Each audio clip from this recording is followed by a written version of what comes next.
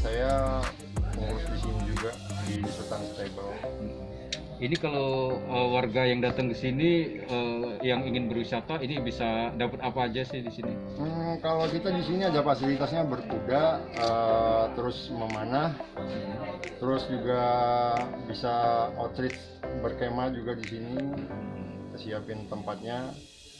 Kalau di sini kita berkudanya itu ada horse riding, dan juga kalau untuk wisata aja kita ada per lap dan juga ada per jam dan juga ada schooling. Begitupun di panahannya juga ada klub. Yang jelas kalau di Dusun Table ini intinya KPBI, Kumpulan Panahan Berkuda Indonesia. Mahal sih perawatannya yang mahal gitu kan. Kalau berkudanya sih, kalau menurut saya sih wajar-wajar aja, kecuali untuk schoolingnya karena memang kuda kan perlu dilatih, butuh perawatan juga dan butuh aja yang merawatnya, itu juga harus kita ada taking leave-nya gitu. Kesehatannya kita seperti biasa sama yang global ya, yang jelas pakai masker yang pastinya, terus juga dicek suhu badan, terus juga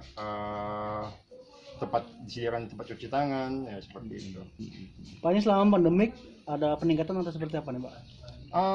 Kalau pandemi kemarin ya ada penurunan sih untuk berkunjungnya karena kita kan baru 2 tahun ini buka umum.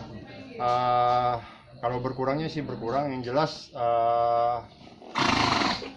ya tetap ada sih berkunjung, cuman kita tetap jaga protokol kesehatan. Sunnah itu banyak sih untuk kesehatan. Yang jelas olahraga ya, suatu bentuk olahraga yang memang nggak harus olahraga berat, karena berkuda itu kan manfaatnya banyak sih, bisa meningkatkan imun, yang jelas kesehatan. Yang penting rutin pakainya. Kalau berkuda kan berkuda itu kita dibawanya bukan kita yang menggerakkan, tapi kuda yang menggerakkan.